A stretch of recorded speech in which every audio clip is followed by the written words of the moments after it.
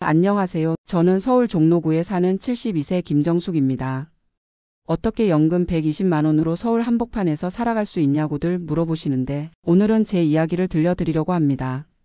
지금 생각해보면 제 인생은 참 많은 굴곡이 있었어요. 한국전쟁 이후 태어나 가난한 집안에서 자랐고 결혼 후에는 남편의 사업 실패와 이혼까지 경험했지만 두 아이를 키우며 공무원으로 30년을 근무했습니다. 10년 전 62세에 퇴직하고 나서 많은 걱정이 있었어요. 특히 이 적은 연금으로 어떻게 서울에서 살아남을까 하는 두려움이 컸습니다. 하지만 지금은 오히려 제 나이에서 가능한 여유와 행복을 찾았다고 자신 있게 말할 수 있어요. 월 120만 원, 다른 사람들 눈에는 턱없이 부족해 보일지 모르지만 저에게는 충분한 금액입니다. 이 돈으로 서울 중심가에 살면서도 작은 여행도 다니고 취미생활도 즐기며 지내고 있어요. 제 비결은 특별하지 않습니다. 단지 오랜 시간 스스로 터득한 생활의 지혜와 마음가짐의 변화, 그리고 도시 속에서 찾은 작은 행복들이지요. 오늘은 제가 어떻게 적은 연금으로도 풍요로운 노후를 살아가고 있는지 그 소소한 비결들을 나누고 싶습니다. 제 이야기가 비슷한 상황에 놓인 분들께 작은 위로와 희망이 되길 바랍니다. 먼저 제 상황부터 간략히 말씀드릴게요. 저는 공무원 연금으로 월 120만 원을 받고 있습니다. 여기에 기초연금 30만 원이 추가되어 총 150만 원의 수입이 있어요. 자녀들이 가끔 용돈을 주기도 하지만 기본적으로 이 돈으로만 생활하려고 노력합니다. 종로구 낙원동에 있는 25년 된 오래된 아파트에 살고 있어요. 33평 남짓한 이 집은 퇴직 전에 대출을 모두 갚았기에 이제는 온전히 제 명의입니다. 관리비와 공과금으로 월 20만 원 정도 나가니 실질적으로 쓸 수 있는 돈은 130만 원 정도가 되지요. 이제부터 제가 어떻게 이 돈으로 서울 중심가에서 여유롭게 살아가는지 말씀드릴게요. 첫 번째 비결은 바로 위치의 힘입니다. 많은 사람들이 은퇴 후 시골이나 지방으로 이사하는 것을 고려하지만 저는 오히려 서울 중심부에 남기로 결정했어요. 왜냐고요? 도심 생활이 오히려 차 없는 노인에게는 경제적일 수 있거든요. 종로에 사는 덕분에 어디든 대중교통으로 쉽게 갈 수 있어요. 병원, 시장, 문화시설 모두 걸어서 갈 수 있는 거리에 있기 때문에 교통비가 거의 들지 않습니다. 특히 노인 무임승차 덕분에 지하철로 서울 어디든 무료로 다닐 수 있어요. 둘째 날이면 광장시장으로 장을 보러 갑니다. 시장 상인들과 얼굴을 익히고 나니 이제는 더 싱싱한 채소를 조금 더 싸게 살 수 있게 되었어요. 정숙 씨, 오늘 배추 들어온 거 좋네. 하나 가져가. 오늘은 무값이 좀 내렸어. 2개 가져가도 1,500원이면 돼. 이렇게 단골이 되니 가격도 깎아주고 신선한 것을 골라주시더라고요. 종종 덤으로 주시는 파나 양파도 큰 도움이 됩니다. 또 종로에는 서울시에서 운영하는 실버복지관과 문화센터가 많아요. 거기서 무료 또는 아주 저렴한 비용으로 다양한 강좌를 들을 수 있습니다. 저는 일주일에 3번 태극권 수업에 참여하고 목요일마다 한글 서예 수업을 듣고 있어요. 각 수업당 월 10,000원이면 충분하니 한 달에 문화생활비로 3만 원 정도만 들어갑니다. 두 번째 비결은 소비 패턴의 변화입니다. 젊었을 때는 남들 시선을 많이 의식했어요. 명품 가방에 비싼 옷, 값비싼 화장품. 그런 것들에 돈을 많이 썼죠. 하지만 나이가 들면서 깨달았어요. 진짜 필요한 것이 무엇인지, 그리고 내 행복에 정말 중요한 것이 무엇인지를요. 지금은 옷이나 신발을 거의 사지 않아요. 옷장을 열어보면 이미 충분한 옷들이 있거든요. 새 옷이 필요할 때는 동대문 새벽시장에 가서 1만 원, 2만 원대의 옷을 구입합니다. 화장품도 이제는 저렴한 국내 브랜드로 바꿨어요. 피부에 더 잘 맞기도 하고 가격도 합리적이니 일석이조죠. 식비도 많이 절약하게 되었어요. 젊었을 때는 외식을 자주 했지만 이제는 집에서 직접 요리하는 것이 즐거워졌거든요. 아침은 간단하게 미숫가루나 오트밀로 해결하고 점심과 저녁은 직접 만들어 먹습니다. 특히 일주일치 반찬을 한 번에 만들어두는 습관이 들었어요. 월요일에 장을 보고 여러 가지 밑반찬을 만들어 냉장고에 보관해두면 한 주 내내 다양한 반찬을 먹을 수 있어서 좋아요. 이렇게 하니 한 달 식비가 40만 원 정도로 줄었습니다. 게다가 혼자 사는 노인을 위한 복지 서비스도 잘 활용하고 있어요. 종로구에서는 65세 이상 노인들에게 월 2번 무료로 반찬을 배달해주는 서비스가 있어요. 또 주민센터에서 일주일에 한 번 열리는 노인 무료 급식소도 자주 이용합니다. 수요일마다 가면 영양사가 직접 만든 건강한 식사를 할 수 있어요. 거기서 또래 친구들도 만나고 봉사자들과 대화도 나누며 즐거운 시간을 보내곤 합니다. 세 번째 비결은 현명한 의료비 관리입니다. 나이가 들면서 가장 부담되는 것이 의료비일 텐데요. 저는 국민건강보험과 함께 퇴직 전부터 가입해둔 실비보험이 있어 큰 의료비는 대부분 보장받고 있습니다. 하지만 그것보다 더 중요한 것은 평소 건강관리예요. 매일 아침 6시에 일어나 창덕궁 돌담길을 따라 1시간 정도 걷습니다. 비가 오나 눈이 오나 이 습관만큼은 10년째 지키고 있어요. 덕분에 또래보다 훨씬 건강하다는 소리를 자주 듣습니다. 종로구 보건소에서 제공하는 무료 건강검진도 꼭 받아요. 당뇨와 고혈압이 있지만 조기에 발견해서 약을 꾸준히 복용하며 관리하고 있습니다. 의료비 부담을 줄이기 위해 약국에서는 항상 제네릭 의약품을 요청해요.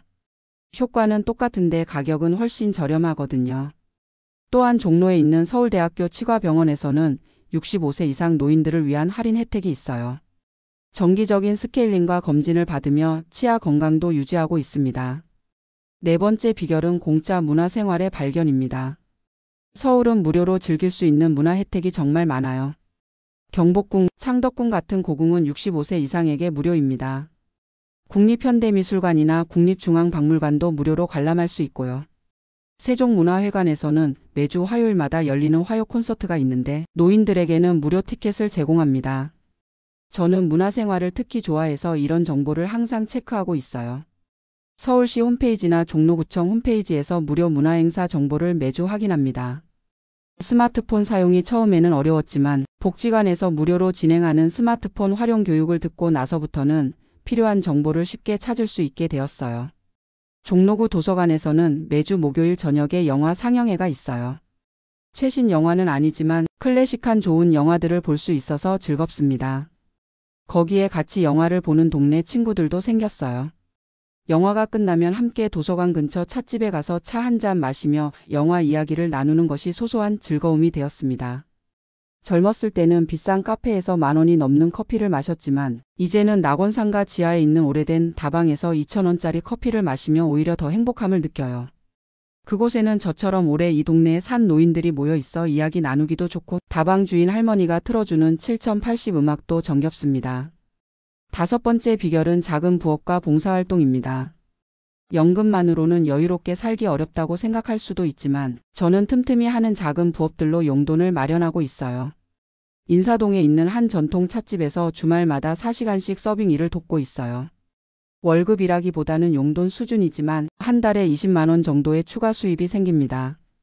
무엇보다 사람들을 만나고 대화하는 것이 즐겁고 계속 활동하니 건강에도 좋더라고요. 또 평일에는 종로 노인복지관에서 봉사활동을 합니다. 저보다 더 연세가 많으신 분들의 말벗이 되어드리는 일이에요. 봉사 시간에 따라 약간의 활동비도 받지만 누군가에게 도움이 된다는 사실 자체가 제게는 큰 보람입니다. 가끔은 동네 초등학교에서 할머니 동화 구연가로 활동하기도 해요. 어린이들에게 옛날 이야기를 들려주는 봉사인데 아이들의 해맑은 웃음을 보면 저절로 기분이 좋아집니다. 이런 활동이 제 삶에 활력을 주고 때로는 작은 수입원도 되어주니 일석이조입니다. 여섯 번째 비결은 알뜰한 여행 즐기기입니다. 많은 분들이 노후에 여행을 꿈꾸지만 비용 때문에 망설이시더라고요. 하지만 저는 연금 생활자로도 충분히 여행을 즐기고 있답니다. 서울시에서 운영하는 어르신 힐링 여행 프로그램을 자주 이용해요. 65세 이상 노인들을 위한 당일 또는 1박 2일 여행 프로그램인데 참가비가 매우 저렴해요. 봄에는 당일치기로 강화도 고려산 진달래 축제에 다녀왔고 가을에는 1박 2일로 강원도 양양 송이버섯 축제에 다녀왔어요.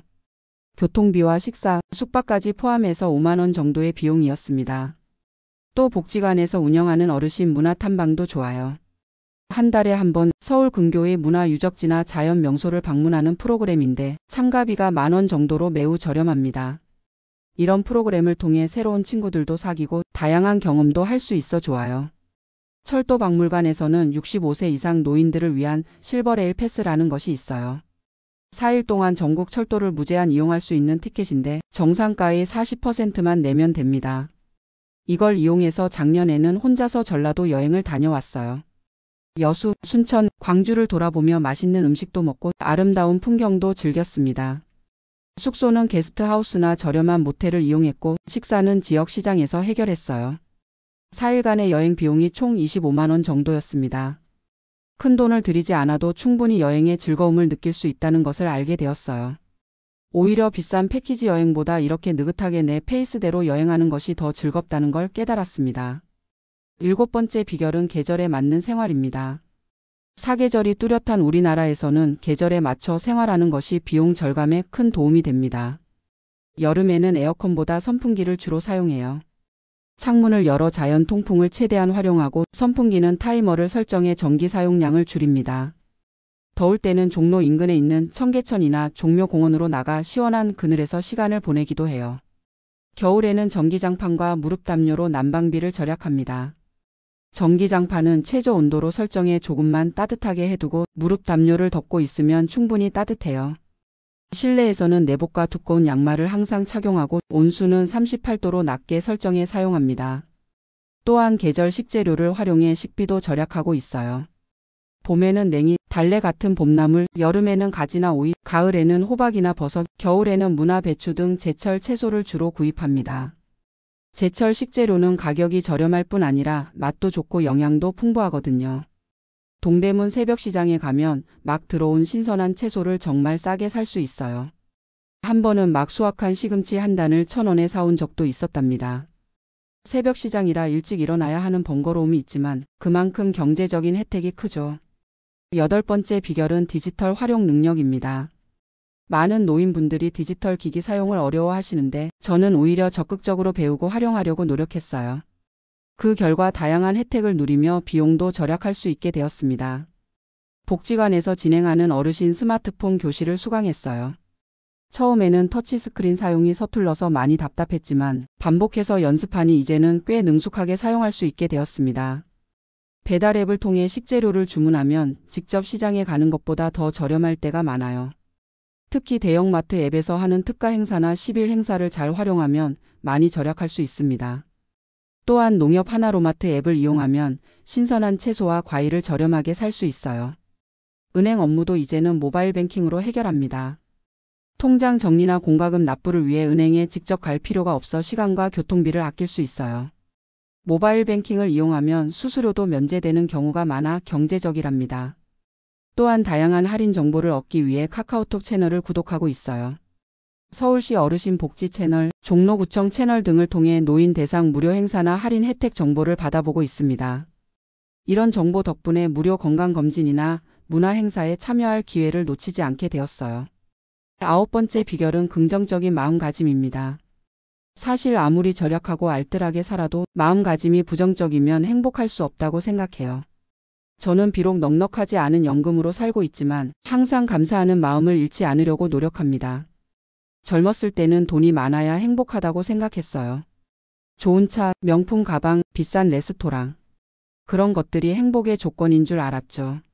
하지만 나이가 들면서 깨달았어요. 진정한 행복은 그런 물질적인 것에서 오는 것이 아니라 일상의 작은 기쁨에서 온다는 것을요.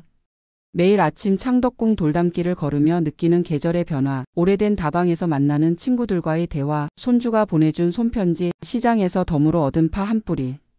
이런 작은 것들의 행복을 느끼는 법을 배웠습니다. 또한 비교하지 않는 습관도 중요해요. 젊은 세대나 더 부유한 사람들과 자신을 비교하면 불행해질 수밖에 없어요. 저는 오히려 저보다 어려운 환경에 있는 사람들을 떠올리며 제가 가진 것에 감사하려고 노력합니다. 건강한 몸으로 혼자서도 충분히 생활할 수 있다는 것, 따뜻한 집이 있다는 것, 맛있는 음식을 먹을 수 있다는 것. 이 모든 것이 감사한 일이라고 생각해요. 10번째 비결은 사회적 관계 유지입니다. 노년기에 흔히 겪는 문제 중 하나는 고립감과 외로움이에요. 특히 혼자 사는 노인들은 더 그렇죠. 하지만 저는 다양한 사회적 관계를 유지하며 외로움을 이겨내고 있습니다. 복지관에서 만난 친구들과 실버 독서 모임을 운영하고 있어요. 매주 수요일마다 모여서 한 권의 책을 함께 읽고 토론합니다. 독서를 통해 계속 새로운 것을 배우는 즐거움도 있고 다양한 생각을 나누며 서로 깊이 알아가는 시간이 되고 있어요. 또한 주변에 사는 또래 이웃들과 반찬 나눔 모임도 하고 있습니다. 한 달에 한 번 4명이 모여 각자 한 가지씩 반찬을 많이 만들어 와서 나눠 갖는 거예요. 이렇게 하면 4가지 반찬을 먹을 수 있어 식단이 다양해지고 함께 요리하는 즐거움도 있습니다. 종로구에서는 세대 통합 프로그램도 운영하고 있는데 젊은 세대와 노인 세대가 함께하는 활동이에요. 저는 근처 대학생들에게 한식 요리를 가르쳐주는 멘토로 참여하고 있습니다. 젊은 이들과 대화하며 새로운 트렌드도 배우고 제 경험을 나눌 수 있어 보람찬 시간이 되고 있어요. 자녀들과도 정기적으로 연락하며 관계를 유지하고 있습니다. 딸과는 매주 일요일 저녁에 영상통화를 하고 아들과는 한 달에 한 번 만나서 식사를 함께해요. 자녀들에게 경제적으로 의존하지 않으려고 노력하지만 정서적 유대는 계속 이어가고 있습니다. 11번째 비결은 평생 배움의 자세입니다. 나이가 들어도 배움을 멈추지 않는 것이 활기찬 노후의 비결이라고 생각해요. 새로운 것을 배우면 뇌가 활성화되고 삶에 대한 흥미가 유지된다고 하더라고요. 서울시에서 운영하는 50플러스 캠퍼스에서 다양한 강좌를 듣고 있어요. 컴퓨터 기초부터 시작해서 지금은 블로그 운영 방법까지 배우고 있어요. 이곳의 좋은 점은 모든 강좌가 거의 무료이거나 아주 저렴하다는 것이죠. 월 10,000원 정도면 원하는 강좌를 들을 수 있어요. 또한 동네 도서관에서 진행하는 평생학습 프로그램도 적극 활용하고 있습니다. 영어회화, 역사 특강, 스마트폰 활용법 등 다양한 주제의 무료 강좌가 있어요. 특히 영어회화는 제가 가장 좋아하는 수업 중 하나입니다.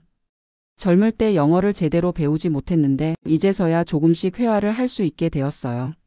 외국인 관광객들에게 길을 알려줄 때 영어로 대화할 수 있게 된 것이 너무 자랑스럽습니다. Excuse me, can you tell me how to gram to G와 EON gram 보키로그램 언그램 펠러스? Yes, you can gram o STRAI gram HT and turn left at the second intersection. It's about 10 minutes by walk. 이렇게 간단한 대화를 할 수 있게 된 것도 꾸준히 배움을 이어온 덕분이에요. 무엇보다 새로운 것을 배우면서 만나는 다양한 사람들이 제 삶을 풍요롭게 해줍니다. 나이, 직업, 배경이 다른 사람들과 교류하면서 시야가 넓어지고 생각도 젊어지는 것 같아요. 12번째 비결은 공유경제 활용하기입니다. 요즘은 공유경제라는 개념이 발달해서 혼자서는 감당하기 어려운 비용을 여러 사람이 나눠 부담할 수 있게 되었어요. 저도 이런 시스템을 적극적으로 활용하고 있습니다. 종로구 주민센터에서는 공구 대여 서비스가 있어요. 전동 드릴, 망치, 사다리 같은 도구가 필요할 때 무료로 빌릴 수 있습니다. 부엌 수도꼭지가 고장 났을 때 이 서비스를 이용해 직접 고쳐서 수리비를 절약했어요. 또한 아파트 단지 내 책 나눔터도 자주 이용합니다. 읽은 책을 기증하고 다른 책을 가져갈 수 있는 시스템인데 덕분에 새 책을 사지 않고도 다양한 책을 읽을 수 있어 좋아요. 동네에 사는 또래 할머니들과 옷 교환회도 가끔 합니다. 더 이상 입지 않는 옷을 가져와서 서로 교환하는 방식인데 새 옷을 사지 않고도 옷장에 변화를 줄 수 있어 좋습니다. 지난번에는 제가 좋아하던 니트 카디건을 이웃에게 주고 예쁜 모지 코트를 받아왔어요. 두 사람 다 만족스러운 교환이었습니다. 또한 단지 내에 있는 공동 텃밭도 적극 활용하고 있습니다. 공동 텃밭에서는 상추, 고추, 방울토마토 등 간단한 채소를 직접 기르고 있어요. 식비도 절약되고 취미 활동도 되고 신선한 채소도 먹을 수 있으니 일석삼조입니다. 13번째 비결은 계획적인 지출 관리입니다. 연금 생활자로서 가장 중요한 것은 계획적인 지출 관리라고 생각해요. 저는 매달 연금이 입금되면 즉시 용도별로 금액을 나눠서 관리합니다. 먼저 고정 지출 관리비, 공과금, 의료비 등에 필요한 금액을 따로 모아둡니다. 그 다음은 식비, 그 다음은 교통비와 문화생활비 순으로 나눠요. 마지막으로 비상금이나 여행비 같은 특별 지출을 위한 적금도 따로 하고 있습니다. 특히 비상금 마련은 정말 중요해요. 갑작스러운 수리비나 의료비가 발생할 때를 대비해 최소 100만 원 정도는 항상 준비해 두려고 합니다. 연금으로 생활하다 보면 예상치 못한 지출이 발생했을 때 당황하기 쉽거든요. 또한 매주 월요일마다 지난주 지출 내역을 작은 수첩에 정리합니다. 얼마를 어디에 썼는지 꼼꼼히 적어두면 불필요한 지출을 줄일 수 있어요. 스마트폰 가계부 앱도 있지만 저는 직접 손으로 쓰는 게 더 기억에 오래 남아서 수첩을 선호합니다. 그리고 큰 금액이 들어가는 물건은 충동 구매를 피하기 위해 사흘 규칙을 적용해요. 물건이 필요하다고 느끼면 즉시 구매하지 않고 사흘을 기다립니다. 사흘 후에도 여전히 필요하다고 생각되면 그때 구매하는 거예요. 이렇게 하니 불필요한 소비가 많이 줄었습니다.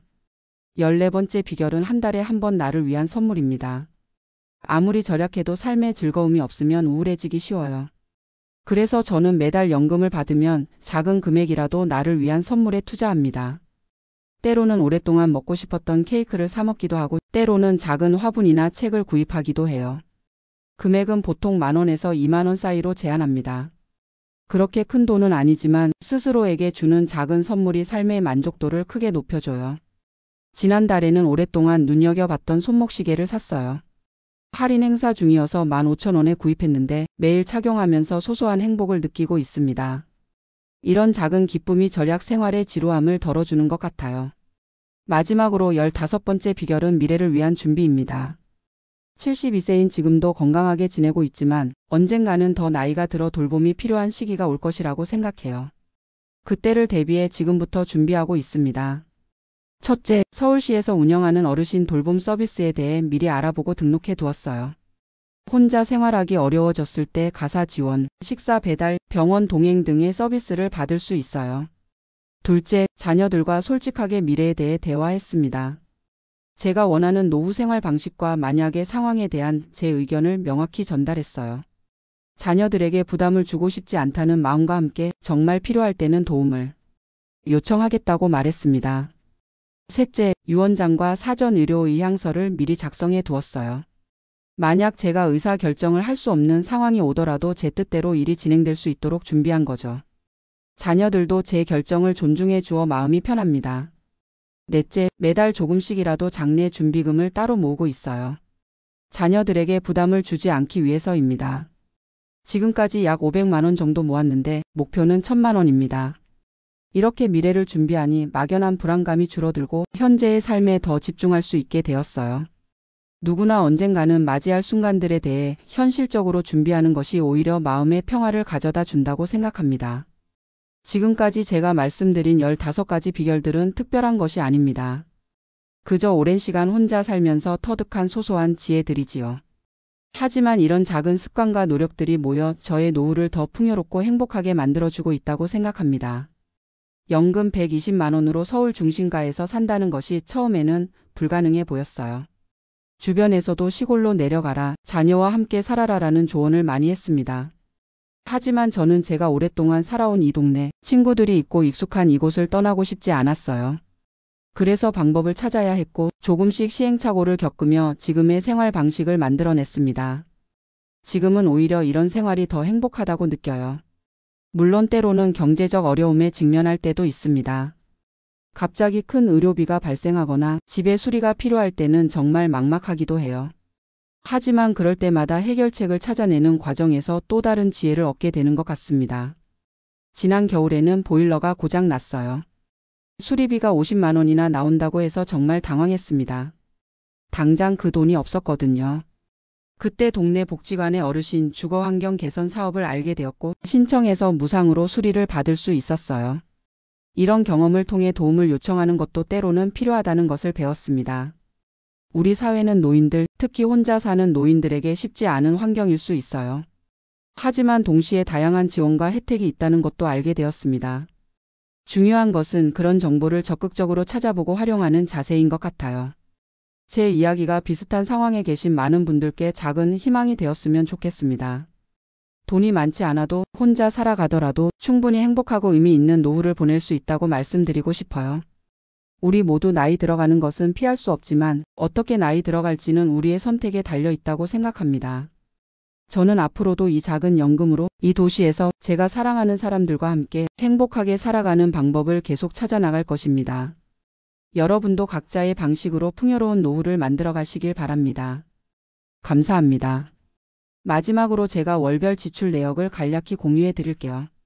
이것이 조금이나마 참고가 되었으면 합니다. 월 수입.